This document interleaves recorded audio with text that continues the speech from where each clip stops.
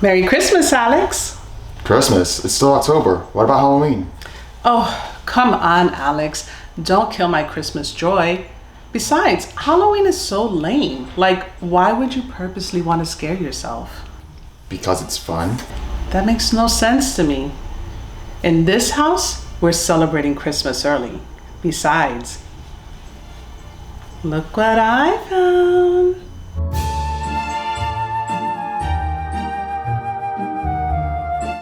What's that thing still doing here? You should have gotten rid of it years ago. Alex, but you used to love Buddy. Yeah, before you tried to murder me. Alex, you would think now that you're an adult, you would stop saying things like that. Besides, it's just a doll. It's not alive. Whatever. I'm gonna go upstairs and watch horror movies. Make sure you keep that thing away from me. Halloween is right around the corner, and you know what that means. It's time to get your spook on. You'll want movies that keep you up at night. Movies about monsters that go bump in the night. So on this episode of Movie Night, we'll explore some of the best and most underrated horror content available to stream. You can't celebrate Halloween without rewatching the classics. You want to watch a film that has defined the horror genre for decades. My recommendation is to check out George A. Romero's The Night of the Living Dead, which you can stream on HBO Max. Everything you know about zombies today has derived from this film. Night of the Living Dead turns zombies into a horror icon by making the undead into mindless, flesh-eating ghouls. Without this movie, you wouldn't have beloved shows and movies like The Walking Dead or 28 Days Later. And another significant thing about this film is the black protagonist Ben, who was played by Dwayne Jones. I'm telling you, they can't get in here. At the time, it was rare to see black people being the lead in horror films like this. Its impact can even be felt today, as it has inspired one of our most prominent horror directors, Jordan Peele. Marianne is the type of show that will make your skin crawl. There are so many disturbing moments in this Netflix series that make you want to look away.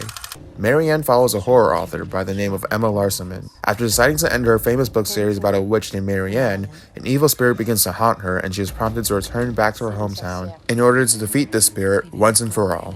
What makes Marianne so terrifying is the way its horror plays out. Marianne pulls no punches by showing grotesque and creepy images on screen, but it's not done in a cheap or sleazy way. Each horrifying act in the series adds more to the terror that Emma Larson is feeling. The violence is nauseating but fits the tone of the story well. Everything about the show is well crafted, from the atmosphere to the jump scares and its tasteful use of gore.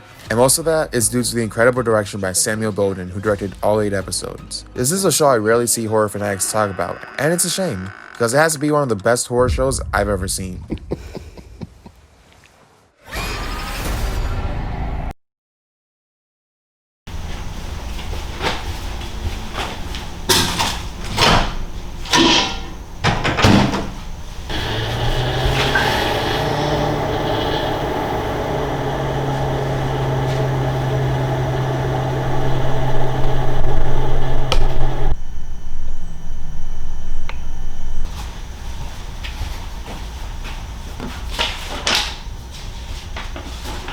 Dear Alex, you've made it onto Santa's naughty list this year.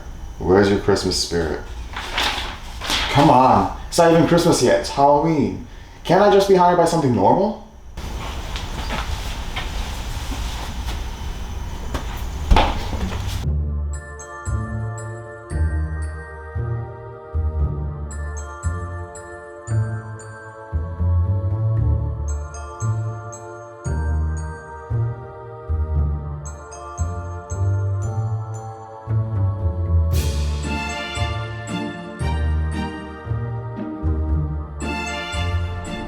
Okay, so maybe you're a little sensitive to horror films, but that doesn't mean you can't still enjoy non-horror films with spooky elements. If you're looking for something a bit more fun and action-packed, then watch the film Overlord, which can be found on Hulu and Amazon Prime. Overlord is like if Saving Private Ryan met Reanimator. 3 months ago, I was cutting grass in my front yard. This film follows a group of soldiers in World War II who are sent into France the day before D-Day to destroy a German radio tower. Now I'm here. But as the film progresses, they find out that the Nazis have developed a serum that creates horrifying super soldiers. When the film starts off, it's very reminiscent of war films, with the protagonists having to survive tense battles that overwhelm their senses. The film then takes its time to slowly reveal its horror elements. The monsters in this are gruesome and terrifying. If Nazis weren't bad enough, now there are superhuman Nazis with grotesque features. While the horror elements are there, this is definitely more of a grindhouse action flick. The action sequences are crowd-pleasing and tense. You cheer for the heroes as they shoot and burn their way out of this hellish landscape. Maybe you're looking for a laugh instead of a scare. So what better show to recommend than What We Do in the Shadows? What We Do in the Shadows follows the vampires Laszlo, Nandor, and Nadja, along with Nandor's familiar Guillermo, and an energy vampire by the name of Colin Robinson, as they go about their days in modern-day Staten Island. We are Nadja and Laszlo, the human music group. This is one of the funniest shows currently on television. Everything's going to be okay. They take everything that the audience knows about vampires and other gothic creatures and perfectly parody it all.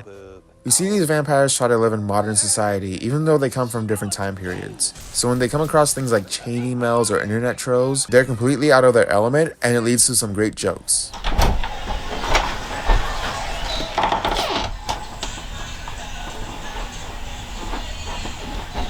What are you doing in my room? Listen, I'm not about to let a doll intimidate me. No, stop, no!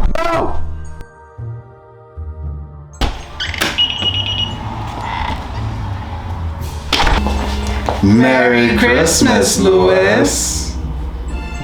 Christmas? But it's October. What about Halloween?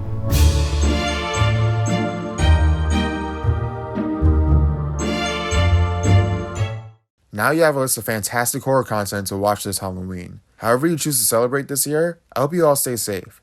Make sure you join us next time on Movie Night when you're looking for your next binge watch.